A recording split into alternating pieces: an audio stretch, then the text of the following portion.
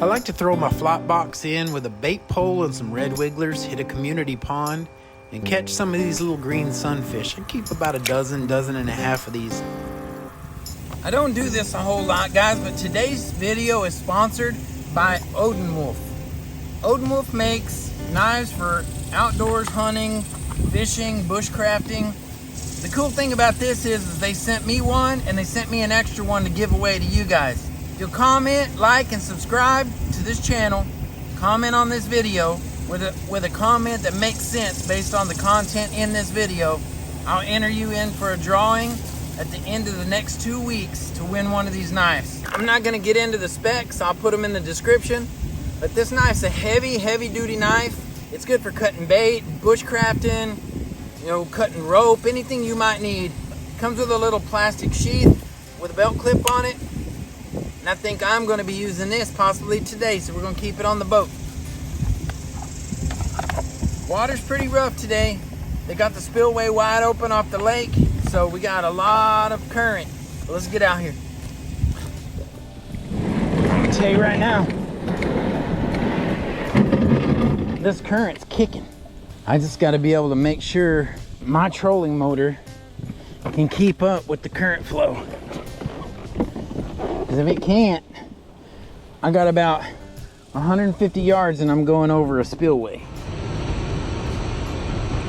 I got sucked off one of these in a kayak about a year ago, and I don't want to do it again. And that is not something I want to have happen. See what we can do here. If we can stay against the current, oh yeah, not an issue. I didn't think it would be. Pretty strong kayaks. Right out in the current, it's not making a whole lot of headway. So that means I don't want to get near the spillway. What we're gonna try to do is, I'm gonna try to make this side over here. And what we'll do is we'll just stay in the slack water if we can. I'm running on 10 right now, and I am not having a whole lot of luck going upriver.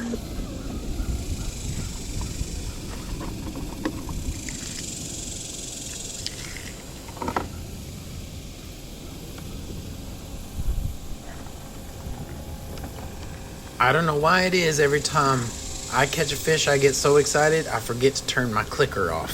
Sorry about that.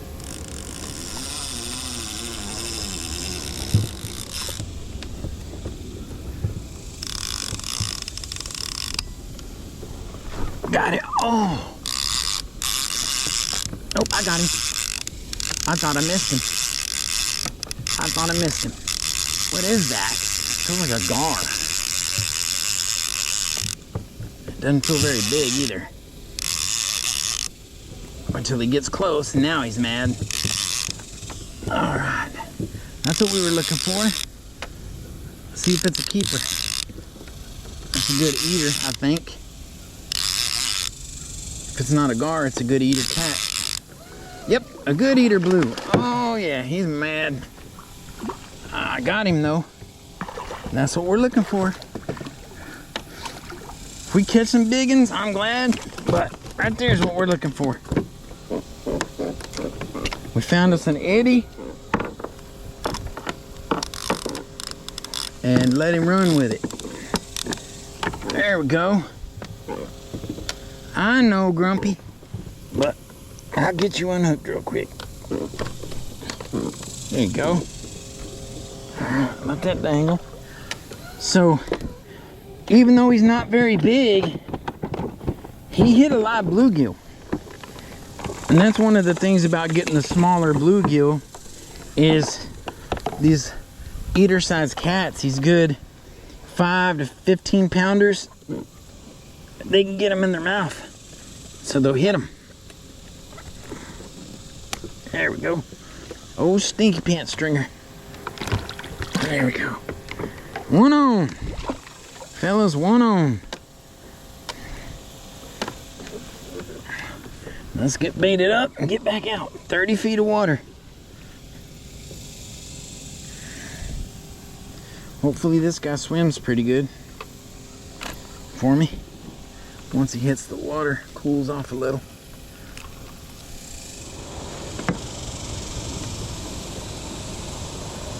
There we go. There we go. There we go. There we go. I got him.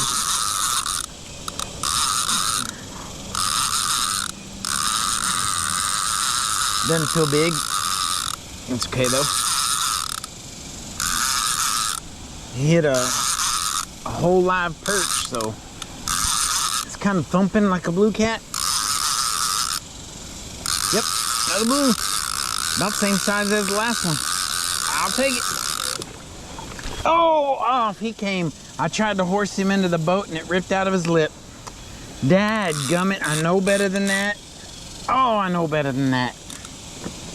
Oh, guys. Dang it. Makes it sporty. I should have been doing better. I should have had a net, or I should have used my fish grips. But I got 65-pound braid on here, and I thought for sure I can lift him. But it's not about lifting him. It's about whether his tissue can handle his weight. So right up here, there's a cut. This cut goes into what is supposed to be looking like a gravel pit. Now, if this cut goes all the way through and is deep enough for us to pass, it may be a place where the shad and the game fish go in to get away from this current. The current's nice because it cools off the water, it brings oxygen, it also brings bait fish and stuff, but they can't just sit here and fight the current all day, all night. They would be exhausted. So what we're gonna do is we're gonna go look in this gravel pit. Just turn on our sonar and see if we're lucky enough that these fish are in here hiding.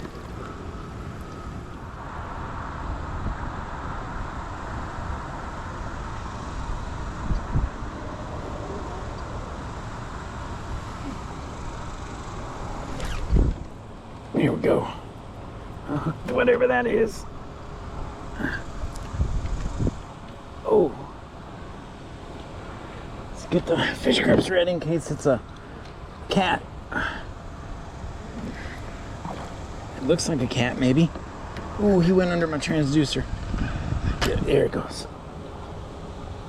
Come back, come back, come back, come back. Come back. Yeah, it's a cat. Nice cat.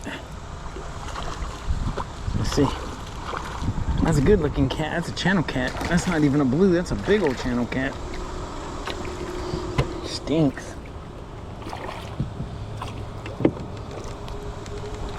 Alright. This one, try not to lose.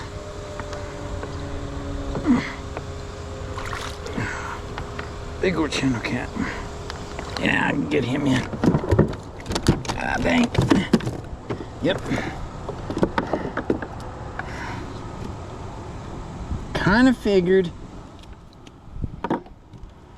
you know, we get in these eddies, little slowed down areas,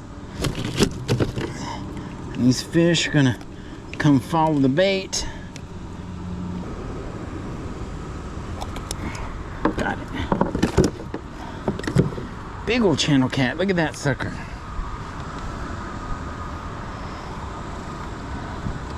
And look at his fat tummy. You know why? He's been up inside here eating all them shad. Just gorging on shad. That's what they've been doing. That's what I'd be doing if I was a fish. Finding the food and following it. It's like... I spent several hours out here and I fished a couple miles of the river. I stopped everywhere there was an eddy or any slack water. Anytime the river made a bend, the current runs around the outside of the bend and the inside of the bend has slack water. I tried to set up in any one of these areas I could. Really tried to find me some shade. It's so hot in the summertime down here in Texas. I had some luck, caught a few channel cat. I did not catch any blues, despite thinking the first one was a blue. It was actually a channel. And I didn't see a flathead one. And I usually catch flats down here, so I'm assuming the bigger fish swam up to the dam where it's open, catching bait, coming out, feeding up there. But I still had a good time, and well, I'll come back. Thanks for watching, you guys.